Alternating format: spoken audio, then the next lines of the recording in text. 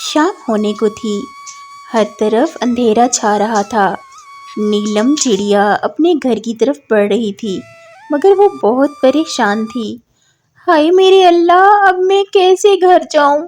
मेरी माँ की हालत तो बहुत खराब थी और मुझे तो कहीं से भी अनाज नहीं मिला। मैं अपनी बीमार माँ को जाके क्या खिलाऊंगी? अभी नीलम चिड़िया इन्हीं बातों में उलझी हुई थी कि वहां डोलू कबूतर आ जाता है। अरे ओ नीलम, तू यहाँ बैठी है और घर में तेरी माँ की हालत इतनी खराब है। चल उठ घर जा। अरे डोलू भैया, मैं यही सोच रही हूँ कि माँ के लिए अनाज कहाँ से लूँ। वो बहुत परेशान थी। नीलम चिड़िया अपने घोंसले की तरफ उड़ पड़ती है और जैसे ही वो अंदर जाती है, अरे माँ जी, क्या हुआ? आपकी तो हालत बहुत खराब है। अब मैं कहाँ जाऊँ? हाय अल्लाह, मेरी माँ की हालत तो बहुत खराब है। माँ जी तुम चिंता नहीं करो, तुम बहुत जल्द बहुत अच्छी हो जाओगी। मैं कव्वू भैया के पास जाती हूँ, वो ज़रूर किसी डॉक्टर को ले आएगा। कव्वू भाई ज़रूर हमारी मदद करेंगे, वो पहले भी हमारी मदद करते हैं। नीलो चिड़िया ये सोचते हुए कव्वू के घर की तरफ बढ़ रही थी। वो नीलो का मुंह बोला भाई था, पर उसकी बीवी बहुत घटिया थी। अरे अरे, ये क्या तुम मुंह उठा के जब देखो आ जाती हो मेरे मियाँ को बुलाने के लिए? नहीं आएगा वो तुम्हारे साथ, दफा हो जाओ हमारे घर से। शर्म नहीं आती, रात वक्त आ गई हो बुलाने के लिए। उसकी बीवी बहुत बोल रही थी।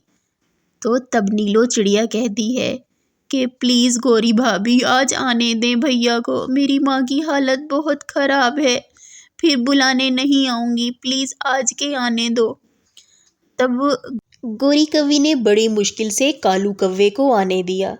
तो कालू कव्वा रास्ते में कहता है, नीलो बहन तू ऐसा कर, तू माँ के पास जा और मैं डॉक्टर बुलबुल को लेकर वहीं आता हूँ।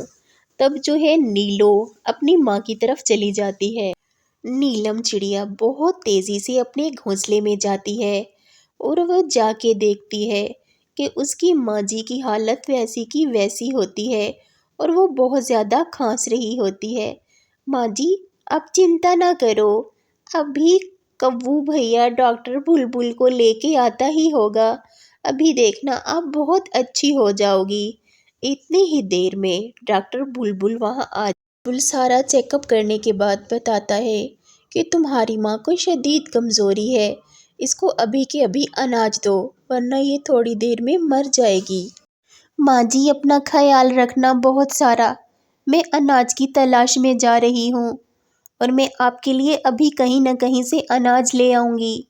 ये कहकर नीलो चिड़िया अपने घोंसले से उड़ पड़ती है।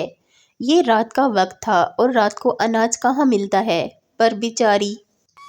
तभी नीलो चिड़िया काली अंधेरी रात में अपनी माँ की खातिर अनाज की खोज में इधर उधर भटकने लगी, क्योंकि अंधेरा था और बेचारी को कुछ भी नज़र नहीं आ रहा था।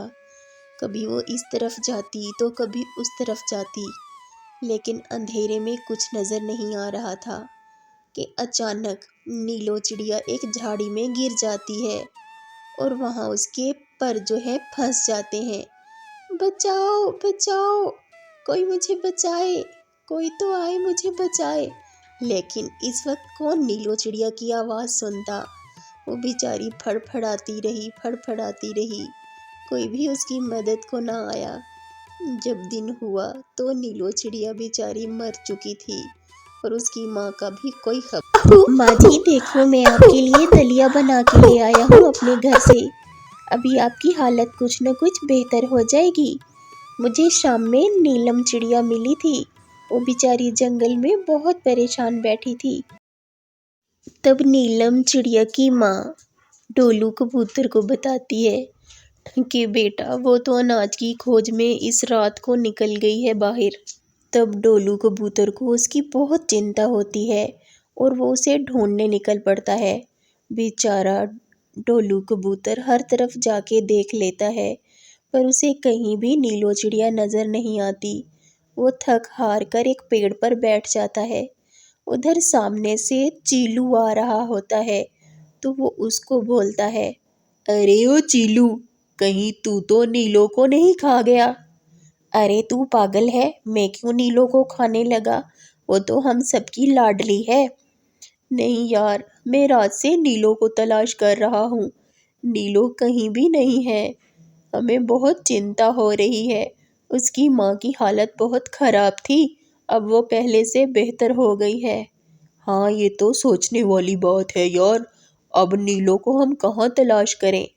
ادھر سے ایک گوری کوی آ کے بولتی ہے، ارے او ڈولو، تجھے پتا ہے وہ تیری پیاری نیلو وہاں جھاڑی میں مری پڑی ہے۔ نیلو چڑیا سے جنگل کے سارے ہی پکشی بہت زیادہ پیار کرتے تھے، لیکن افسوس وہ بیچاری اپنی ماں کی جان بچاتے بچاتے اپنی جان دے بیٹھی۔ اس کہانی سے پیارے دوستوں ہمیں یہ سبق ملتا ہے کہ بیٹیاں جو ہوتی ہیں وہ اپنے ماں باپ سے بہت پیار کرتی ہیں اور وہ ان کو تکلیف میں کبھی بھی نہیں دیکھ سکتی، وہ اپنی جان بھی ماں باپ کی خاطر قربان کر دیتی ہیں۔